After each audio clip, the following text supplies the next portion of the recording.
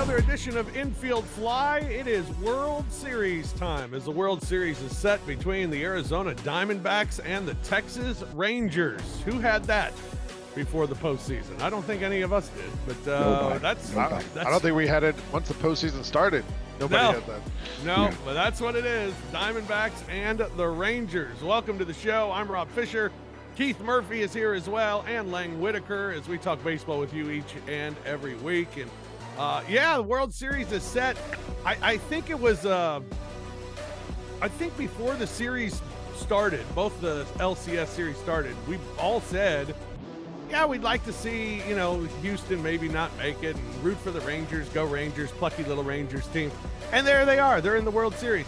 And on the other side, it was like, the Diamondbacks, that'd be a neat little story. But I don't think any of us predicted the Diamondbacks would win that series. And then here they are in the World Series as well. So good story with the Diamondbacks and the Rangers. Are we excited about the World Series matchup, Lang? No. I mean, from the outside looking in, like it should be a good matchup. Like, two teams that are hot and that can hit and run and steal and pitch and everything. Like, they're both playing great. It should be a good series, but I don't care who wins. All the good teams are gone. Like, these are the hot teams. Like, let me just preface this with this.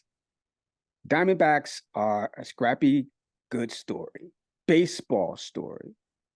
General story? No. I don't want no parts of the Diamondbacks in the World Series. I told y'all that. I was like, Philly, I know Lang, I know that wasn't your squad. I know they beat your squad. That would have been the better story. I don't mind the Rangers getting in because of obvious reasons of Houston, and I think Texas is still Texas. I think they're still going to bring a nice little advertising market, but Diamondbacks, every time they make it to the World Series, man, it's just like, man, it's like a part of me just dies. Like I just don't. I'm not interested in seeing them. I don't like the way they win games.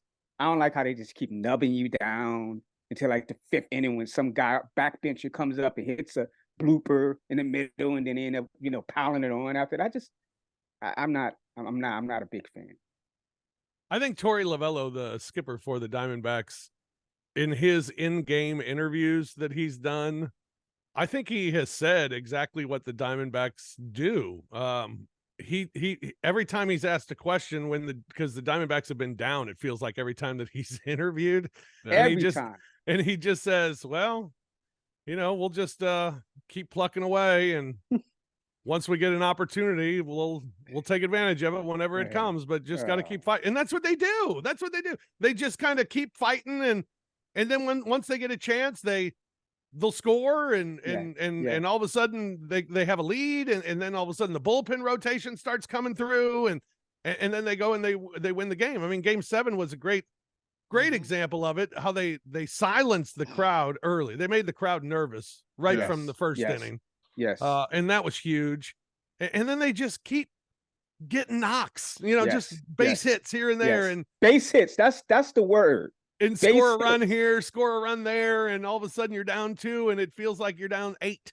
And just pretty impressive. I mean, that Phillies team, going through this series and at the end of the year, Lang, I told you all season, the Braves to me were the most fun team to watch just because of watching their lineup up and down and how spectacular it was. Philadelphia became very close to that here at the end of the season, that they were a lot of fun to watch, and to see Arizona just shut it down was surprising, I think, to say the least. I think both the Braves and the Phillies had like that fun combination of like speed and power. Right. And you never knew which guy on the lineup was going to turn around and blast a 3-run home run, with guys on base or whatever. But it feels like the Diamondbacks are a much more like station to station team. And they get hits, like they work counts and they don't strike out. They put the ball in play and stay alive. And they're just like Keith said, they're a scrappy team. I just think that, listen, the Phillies had it. Kyle Schwarber, getting to second base, That was it. Like if you're on second with 1 out, you're supposed to score. You're With supposed Harper. to score. With Harper. With Yeah. Harper. Yeah. And the fact that they weren't even able to do that, it just struck me. I was looking at the Braves. I was looking at the Braves when I saw that. I was like, this is what's gonna happen. It's gonna be the Braves all over again. And the bullpen for Arizona is gonna just do what the bullpen has been doing all game long. All those games. All of their bullpen players, it's just that they've just come out at the right time. Rob, I think you nailed it. I believe maybe about 4 weeks ago, we were talking about, what does bullpens really mean in this era? Can teams are just using them more frequently? The starting pitching even matter. And you gave a shout out to the Diamondbacks earlier. You was like, that might be the best bullpen team in the league. They are. Yeah. That's what it looks like. It looks like they're the best bullpen team in the league right now. And I think that's probably why they're going to end up winning the World Series. When did we get to a point where game 7s are bullpen games? I mean, didn't we used to set it up to where your ace would be going in game 7 if it got to a game 7? Yeah. Now all of a sudden we had Ranger Suarez and Brandon Pfaadt going after each other. 2 guys with a combined record of like 6-20 on the season. And I'm like, how this is game 7? Are you serious? How is this happening? And Brandon Pfaadt was good for Arizona somehow. You can't even say the name. No, because I just want to say can. fat. I just want to say fat. It looks like fat should be fat. Yeah, Philadelphia wins the first 2 games. Arizona comes back and wins the next 2. Games 3 and 4, Arizona winning both of those, and they won them both off of Craig Kimbrell. Yeah. Man, there is no closer in baseball that I would want probably less on my team than Craig Kimbrell. Just because there's What about traffic. Kenley Jansen? Kenley Jansen's right up there. Will Smith. Will Smith. Will Smith's in the World Series for the 3rd year in a row. Yeah, how about that? Like, I don't know, man. Maybe Will Smith. Maybe there's something to it. He's a good luck charm for sure. But Kimbrell, man, just traffic always would scare me to death. And he loses 2 games. Marte gets a walk-off single in the 9th in game 3. And then in game 4, they get 3 runs in the 8th off Kimbrell to win it. Both teams used 8 pitchers in that game. Both teams used 8 pitchers in that game. That is crazy. Again, bullpen. Like the Phillies bullpen failed them. Yep. And their bullpen has been great. Yeah. Season. Like, don't get it twisted. Like they have a quality bullpen. It's just the Diamondbacks bullpen. It just edged them out. I told you guys before, like 2 years ago when the Braves won the World Series, the bullpen was hot. Like, we always talk about teams getting hot. The bullpen was hot, and you could go, Matzik, Minter, Will Smith every single game, and they would go 1, 2, 3, 1, 2, 3, 1, 2, 3, and it, like, basically, if you could get to the 7th inning, you knew you were going to win. And I as much as we talk about teams getting hot and players getting hot, I like the bullpen being hot might be the most important thing for any team to make a World Series run, especially for how fast managers are going to the bullpen and how often managers are going to the bullpen. It just, I don't know. It scares me to think, when you plan on using 8 pitchers, how can you plan on them all being good? You sound like John Smoltz. Well, I mean, it's I think the smartest thing Smoltz has ever said, and he says a lot of smart things. I don't know about that. But it's true. I mean, when you're going back to the well over and over and over again, at some point it's going to burn you, and it burned Philadelphia. It burned them, and just pretty amazing. I thought, Philadelphia, their first 3 wins, 2 of them were blowouts, and Arizona's first 2 wins were both tight last at bat wins. And then all of a sudden you get to game 6 and Aaron Nola gets hit for back-to-back jacks and 3 runs in the 2nd inning, and Merrill Kelly outduels them.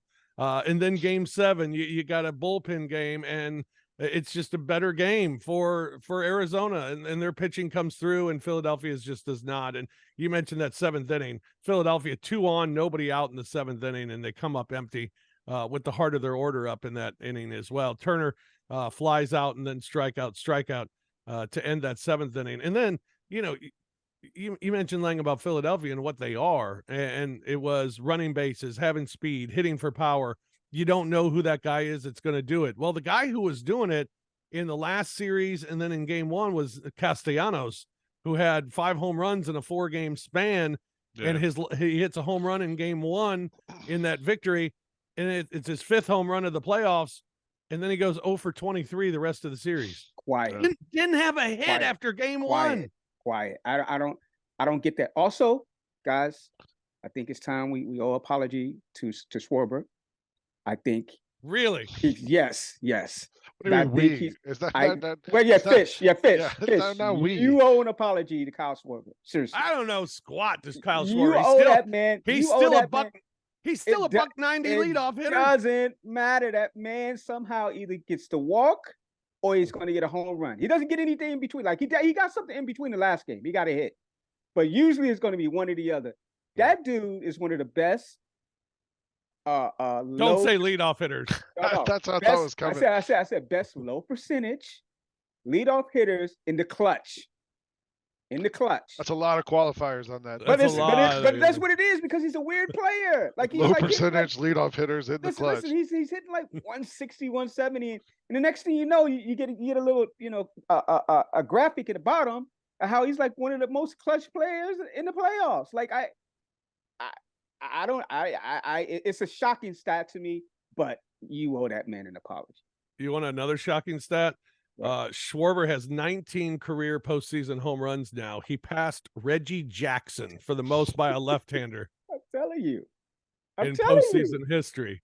That's all He's got the most left-handed home runs in postseason history. That's all that man does, Fish, is hit home runs and have a crappy batting average. But that's all he's going to do. But he does it in the best time. In the best possible times, he'll do it. Well, Diamondbacks, a plus 155 underdog to beat the Phillies. They get it done in 7 games. And in the ALCS, also, it goes 7 games. And the underdog Rangers at plus 120. They win the series. Jordan Montgomery was better than Verlander. Nathan Eovaldi was great. Adolis Garcia was absolutely out of his mind. There's another former Cardinal. Insane. Adolis Garcia, the Cardinals DFA'd him, designated him for assignment. Just let him. You out of here. Get out of here. Pretty much. And here he is, the ALCS MVP. First player all time to have an RBI in 6 straight games within a postseason series. How about that? Adolis Garcia hit a big grand slam in game 6. And the Astros following that stranded the bases loaded in the 8th, and that game was over.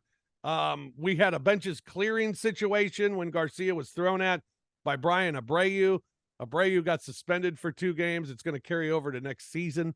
That was a little silly, I thought. Yeah, I mean, I didn't get nobody's throwing at anybody in that situation. Yeah. What are we talking about here? And Dusty Baker gets thrown out with a nice little hissy fit that he threw, which was cute. And but the Rangers, the road team wins all 7 games in that series. Astros losing at home is just, they were under 500 in the regular season, and they lose at home again in the postseason. I feel like that pretty amazing. That ballpark is such a handicap for them. Because it that it's almost like playing at Fenway with that left field is so short, and right. Like anybody can get lucky and pop one over that thing. I don't know. It felt like when they were at home, but I don't know how much home field advantage there is to it. I mean, the crowd helps, sure, but they had to use trash cans last time to get into the World Series. Like they need some sort of advantage to get a win in that stadium. Oh, and I loved this week. The Astros players were complaining about the batter's eye. Yeah. That it was coming out of a lefty's hand. They couldn't see the ball. You've been playing in the stadium all season long. All of a sudden, the batter's eye is screwed up, and you can't. And it didn't seem to bother the Rangers, who scored 23 runs in the 3 games. Yeah. Didn't bother them at all. All right, I'm sorry, 27 in the 4 games in Houston. Yeah, they did all right. Texas, it was impressive. The way that they came up with big hits Yep. Big pitching. I don't know. I like this Texas team. I think they were a really good team in the regular season. I think really good players. Seager's an MVP type player. Josh Young is a really good player. Jonah Heim behind the plate. Just a lot of guys that maybe you don't know their names, but a lot of guys I think that are becoming popular here this postseason, including Adolis Garcia. This is a really good team. I mean, they were a good team most of the season this year until they collapsed at the end. Yeah. But then they pick it up in the postseason and they haven't lost on the road. I mean, Garcia is so fun to watch, man. Oh. It's just like he's like a cartoon character, man. He just comes out there and just, does what he does, and then he's just this smile on his face. And I like the team. They're a fun team to watch. I mean, I know we keep using the F word around here, but they are a fun team to watch. And they have got. Let's be clear, not that F word. Not that F word. But they hit bombs, man. Like they just be hitting bombs, like right big back-to-back jacks, and when they get on the the base pads, they'll try to steal a base. It's kind of weird, right? Like we didn't really see any stolen bases until later in the playoffs. Like why do you think people were so kind of like low key not to steal bases early on in MLB playoffs? Oh. Last few games, you just saw this wave of people just stealing bases. Yeah. It's weird to me. It seems like the Diamondbacks especially were running those last few games. You mentioned Garcia though and how much fun he is. Did you guys see the umpire cam clip of his home run? No, I didn't see it. Like they had a camera on the umpire somewhere, and when he hits the bomb, and like you see it going out, and you see him turn and kind of smile and flip the bat and everything. It's pretty great. I saw it on social media the other day. He is a good bat flipper. Yeah, I will say. He's excellent. He's excellent. I mean, it started a brawl, so yeah. I mean, he does it in the middle of home and first base too. Yeah, you got to hold on to it a little bit. Yeah, he holds on to it a little bit, looks back and flips it. I mean, that's the way you do it if you're gonna do it. Yeah. Do you like the Rangers? Do you like Bruce Bochy? Is I mean, the Arizona thing seems boring. It always comes back to Bochy, doesn't it? Yeah, the Arizona thing seems boring. The Rangers thing, I'm down with the Rangers. I like the Rangers. What do you mean the Arizona thing seems boring? Just the Diamondbacks in general. Yeah. I kind of like the Diamondbacks actually. Oh wow, okay. We were talking about. You said earlier this is not a series you want to see because you don't care about the Diamondbacks. I'm not going to watch it, but I like them more than the Rangers. I don't know. Okay. The Rangers to me are the one that are kind of like. I like the way the Diamondbacks play and the way the scrappiness or whatever, and I don't know. I think Bruce Bochy's an awesome manager though. Like I really like his temperament and his confidence you get just from seeing him. He's going to make the right move in most of these situations. Like I think he's a great manager, and he kind of doesn't really call attention to himself or anything. He's just there. I like him a lot, but I feel like this might be the Diamondbacks year. Yeah, man. When did we think that? I don't know. Today? But the way they're playing, like, Yeah. Well, you better hope that it carries over. That's for sure. Well, that's what happens this time of year. You get hot. Yep. And that's what the Rangers are and the Diamondbacks are in this point. The Rangers and the Diamondbacks World Series gets underway on Friday. Game 1 of the World Series will be in Arlington. The Texas Rangers hosting the World Series. Unbelievable. Rangers and the Diamondbacks. Didn't see that coming when the playoffs started. A couple of other things that we learned this week. Evan Longoria of the Diamondbacks back in the LCS for the first time since 2008. Insane. He's the fourth player and first non-pitcher to appear in an LCS 15 plus years after his prior appearance. Dang. Joining Bartolo Colon. He was in the LCS in 2015 with the Mets. 17 years after he did it with Cleveland in 1998. Chuck Finley. Wow. Yeah, 16 years between his appearances with the Cardinals in 2002 and the California Angels in 1986. That's a name. That's a name I thought I'd never hear again. Not since Tony Katane. That's right. Yeah. Beat his ass. Did she flip over the car while doing it too? And then Dennis Martinez, the other 16 years. El Presidente. 1995 with Cleveland in 1979. with Wow. Baltimore. Yeah, Jeez, how about that? Evan Longoria. Also, the Baseball Hall of Fame's Contemporary Baseball Era Committee. Boy, that's a long name for a committee. Or no, that's not even it. Hold on, I wasn't done with it. The Baseball Hall of Fame's Contemporary Baseball Era Committee for Managers, Executives, and Umpires. Jeez. Whew. No. They announced that Cito Gaston, Davey Johnson, Jim Leland, Ed Montague, Hank Peters, Lou Piniella, Joe West, and Bill White are all being considered for Cooperstown. All right, Cito Gaston, I'm cool with that. A couple World Series titles. I would love to see Cito Gaston there. I think he deserves it. Joe West. Joe West. Cowboy Joe West. The umpire? Yeah. Really? Did anybody like him? Yeah. Did anybody think he's good? He put out those country music albums. You remember, like when he was did. umpiring? Yeah. I mean, that feels more like a lifetime achievement award for most of these guys, honestly. Like Jim Leland, I think. Yeah. Hall of Famer. I can see that. Piniella. I don't know. As a player, maybe. Pinella's he's on the fence because he did have like a lot of like great moments as a manager in terms of just having consistency. Also, he blew gaskets. On the field, but he's a damn good manager. I'm not even going to take that away from him. We got no news with the Braves this week that I'm aware of. Nothing. One note with the Cubs. Craig Breslow, who pitched for the Red Sox in 2006 and from 2012 to 2015, accepted the team's offer to become the chief baseball officer. The 43-year-old spent the last 5 seasons working various roles in the Cubs front office. Most recently served as the team's assistant general manager and was the team's assistant general manager and the vice president of pitching. What the hell is that? I was about to say, it sounds like a bunch of made up titles, man. Vice president of pitching. Sounds like somebody like we need you to do something to do. We're just gonna make up a title for you. It's like in the Lego movie, President Business. Yeah. Vice president of pitch. Who's the president of pitching? That's what I want. That's what I would. Yeah. Greg Maddux. Maybe. Jeez. All right. But yeah, that's the big Cubs news. So they lose Craig Breslow, their vice president of pitching. I want to try to apply for that job. I want to be the vice president of pitching for the Chicago Cubs. Sounds like a dream job, Fish. I think so. Or a nightmare. Yeah, no kidding. The Cardinals, Yadier Molina was asked. There was a report that late last year the Cardinals wanted to reach out to Molina to be an assistant coach for the team or an advisor of some sort.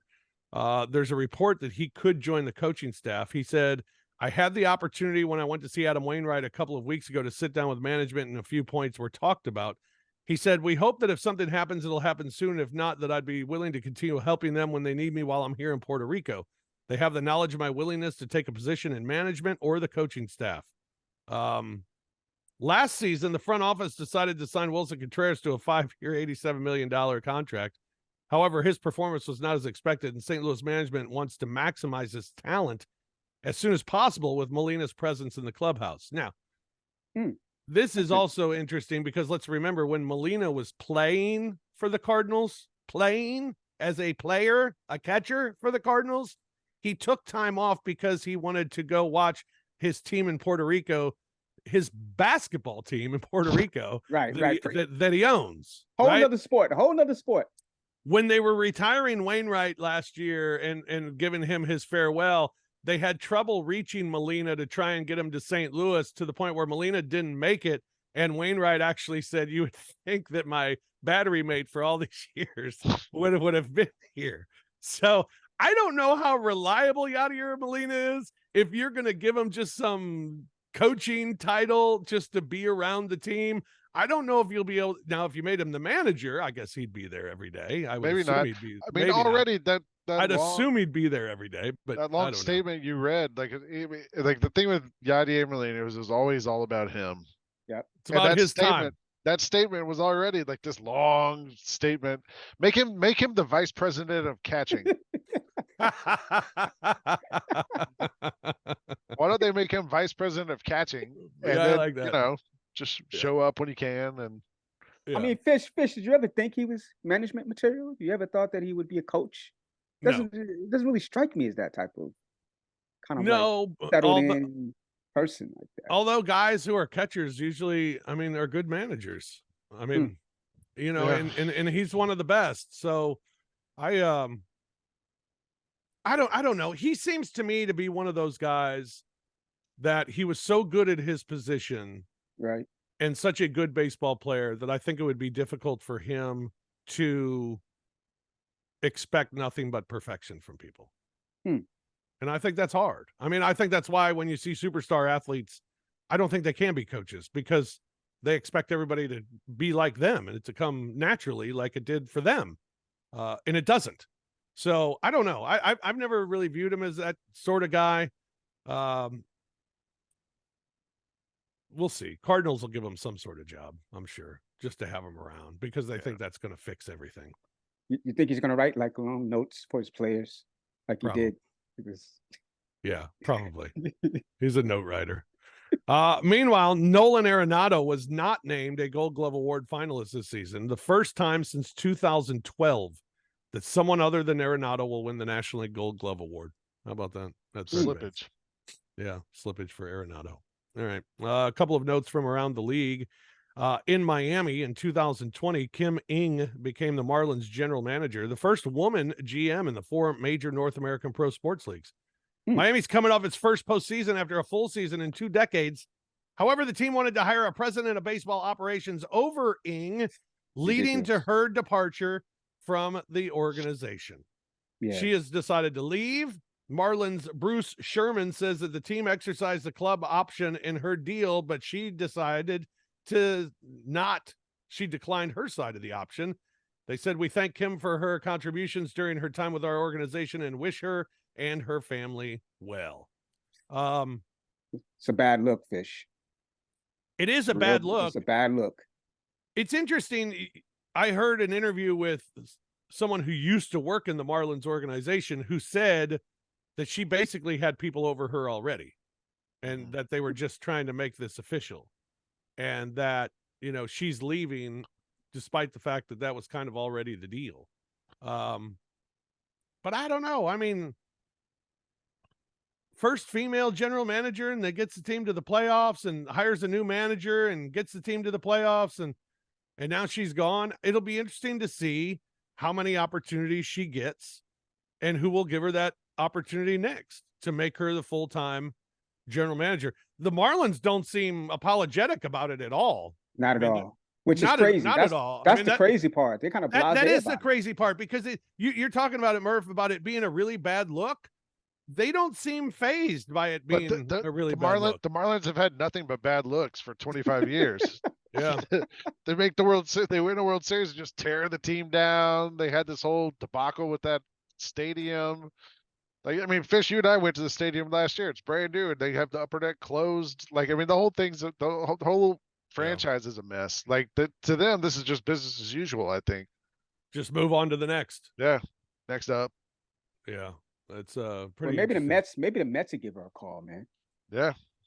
You know, well, and that's the thing, because teams like Boston and like the Mets, they're hiring positions over general managers now. So if you want to take a job where you basically are the general manager, but you're not really in charge, there are openings. But I guess in her situation, she wants to be in charge and has earned that. But I don't know if that position's available right now. But you know what, Fish? There's a reason why she has that mindset.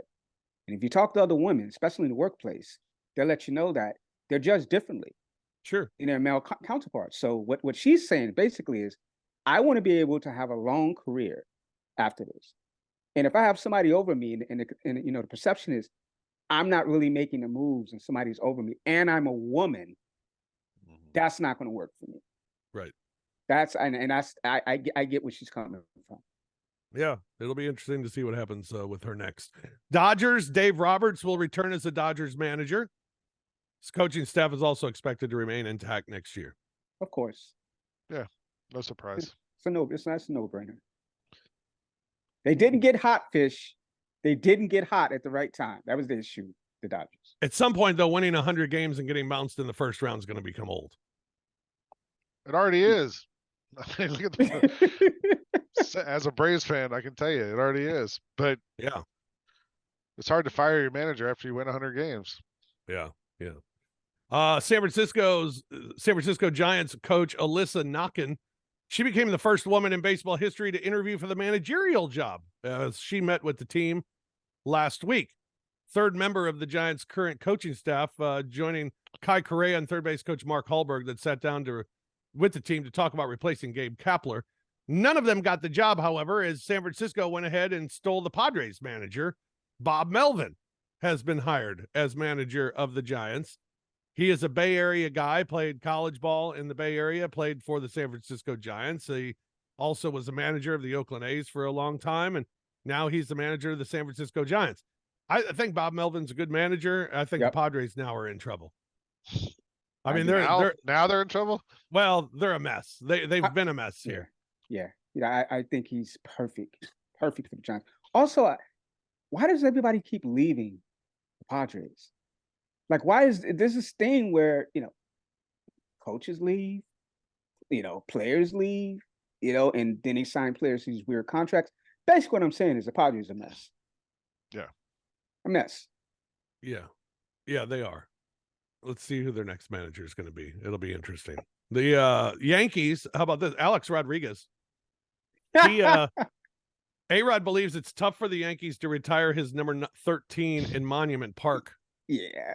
Because he doesn't pull any punches when talking about his former team as a TV analyst. That's what he believes the reason is. Just say okay. Lang, what's going on with that dude?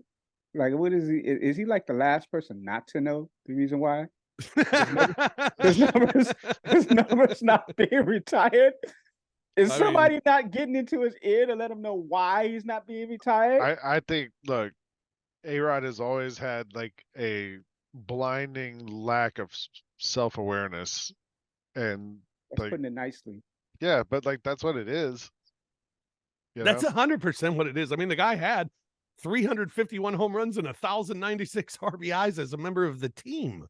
Yeah, that's just 12 seasons with the Yankees. Nobody likes him. Nobody likes him, and he cheated. So that's the reason. It has nothing to do with how he's like. There's plenty of a-holes that have been, given the rare carpet on that team. So that's not the issue. The issue is that steroids thing is going to hang over him for the rest of his career. And I know he doesn't like it, but it is what it is. He's also butthurt because when the team signed Joey Gallo for about 6 months, they gave him his number. Yeah, that really upset him too. He said he's upset about it. So poor A-Rod. Boston Red Sox have interviewed Gabe Kapler for their president of baseball operations job. So Kapler getting a nice promotion maybe after getting fired as a manager. I likes that. That's not that's not bad. It's all right. I'm not a Kapler guy. I know. I was about to say that. I know you're not a Kapler guy. I already he thinks he's a Banana Republic model. Like, come on, man. Like, we don't need to see it. Just manage the games. Yeah. Well, now he'll be the president of baseball operations where we won't be able to see him. So that'll be too bad. Oh, I'm sure he'll be perched in the owner's suite with the camera on him, with his tattoo and his glasses and everything. Yeah. Stephen Vogt, former journeyman catcher, now on Seattle's coaching staff, scheduled to have a second interview with the Cleveland Guardians to be their manager. So good luck to him. Former Braves catcher. Yeah. Tigers left-hander Eduardo Rodriguez planning to opt out of the remaining 3 years and $49 million remaining on his contract. He will become a free agent. You remember the Tigers had a deal in place at the deadline to send him to the Los Angeles Dodgers, and he turned that down because he has a no-trade clause. But now he's opting out of his contract and becoming a free agent, where it seems as though he will move east. He's going to be an east guy. He didn't. And that was the reason why. Yeah, the reason why he didn't want to go to the Dodgers. Buck Showalter. Wow. Oh boy. We told you Buck was interested in the job with the Anaheim Angels. Okay. And apparently Buck Showalter's talking to his buddies over at MLB Network, because John Morosi of MLB Network is reporting that Showalter is a candidate for the vacant Los Angeles Angels managerial job.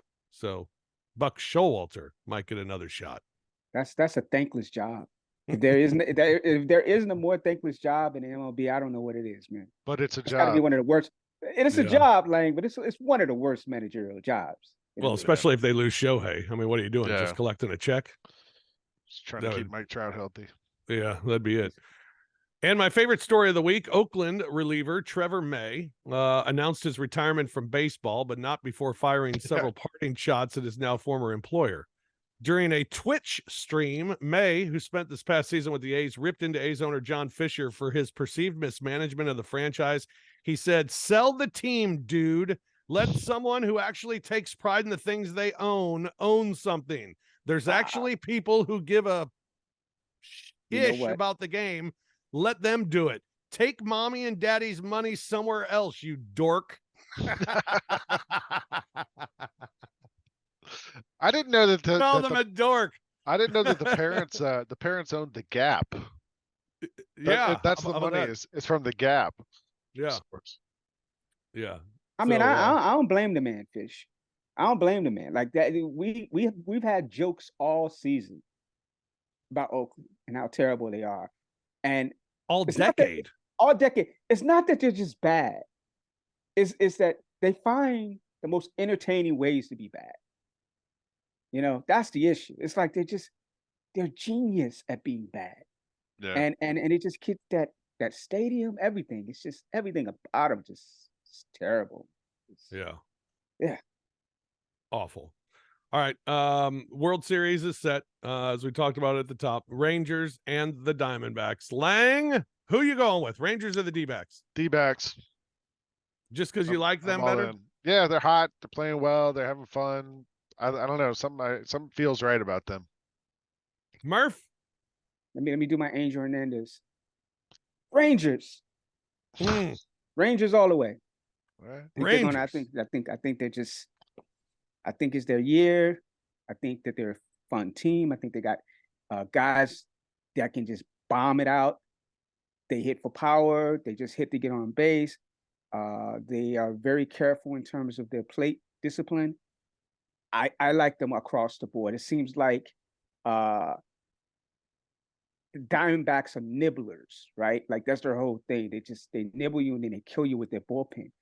If somehow the Rangers get enough daylight between them early in the game where they just can rattle off like 4 runs, I think that's the bullpen is dead. Doesn't matter what you do with your bullpen if you're up like 4. So I think that's going to be the game to me. Yeah. Zach Gallen needs to be better, and for Arizona, I think, to get off to a good start in this series and then to win the series. Merrill Kelly's been really good. Fox has been really good. Their bullpen has been extremely good.